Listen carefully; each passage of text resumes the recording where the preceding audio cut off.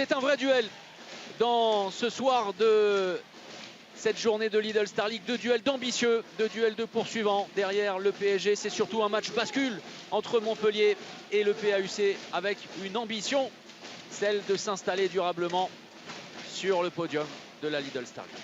Ça n'est jamais tout le temps comme ça que ça se passe, mais parfois on peut assister à un match très ouvert et très offensif. Il va falloir surtout être efficace dans l'impulsion. Bien joué avec Vitka Ptichnik qui se rappelle au bon souvenir de Bougnol. Et les deux ex-Montpellierins qui combinent. Baptiste Bonnefond, la percussion, l'engagement de Valentin Porte, la puissance qui fait la différence. Rappelez-vous le match de Valentin Porte, tout en puissance. Et le premier break réalisé dans cette partie.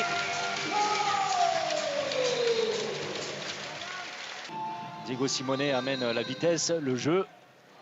Et gros arrêt d'un Wesley Pardin en lévitation depuis quelques semaines.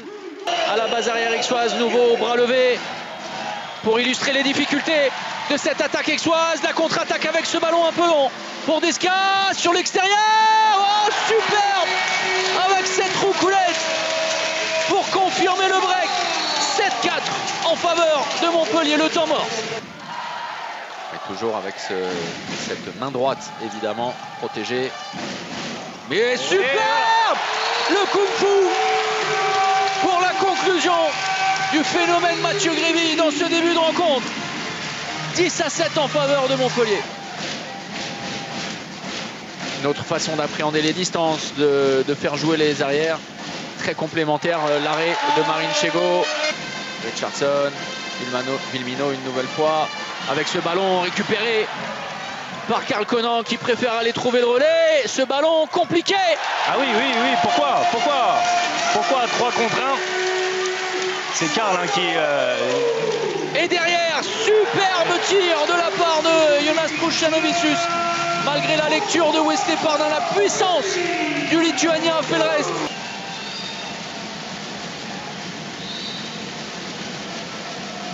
Gonileos, c'est bien lâché, le ballon jusqu'à Mathieu, performant et qui ne se pose pas de questions. Attention à la limite de la perte de balle, c'est confus cette action de Jonas Puščanovicius. Oui, et c'est sur ce genre de ballon que Aix doit être performant, ne doit pas se tromper, aller au bout, voilà, pourquoi pas sur les premiers temps de jeu, c'est bien joué de la part de Yosu Gonileos pour parfaitement lancer les hostilités. Simonet avec Valentin Porte lâche le ballon sur le croisé, c'est très bien travaillé, l'impact aussi est parfait. Le mouvement de Mathieu Hong, il va y retourner, Baptiste Bonnefond pour finalement servir Pessina, mais il avait tout vu. Yannis Len qui réclame lui aussi le ballon, c'est finalement Peterson qui est servi, heureusement. Wesley Pardin n'a pas été battu par ce tir à bout portant. D'autant plus qu'il y a des coups à jouer quand même vers l'extérieur.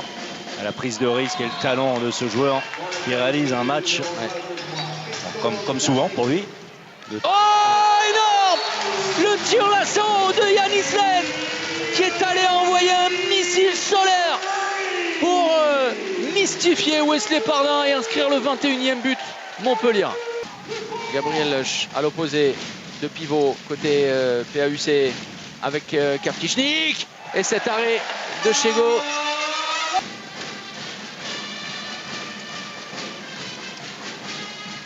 Oh, c'est bien joué, il a glissé. C'est avec de la force que Giroudou s'illustre. Giroudou avec Melvin Richardson. C'est très bien glissé une nouvelle fois. Il trouve sur son chemin Baznik. La belle sortie de Baznik. Allez, un ballon pour revenir à 4 buts. Karl Conan avec Jordan Camarero. Bravo. Oh, ça se tirait splendide parce qu'il était loin d'être aisé. Vraiment, regardez ça.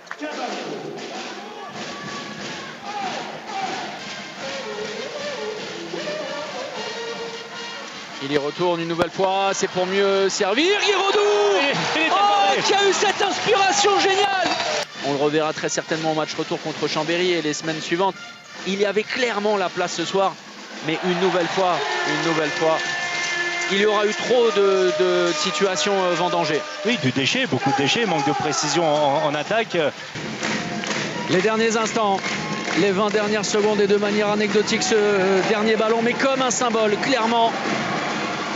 Le ballon récupéré par Montpellier, l'altruisme de Hugo Desca pour Jonas Pruščanovicius et pour aller sceller l'issue de cette rencontre en faveur de Montpellier.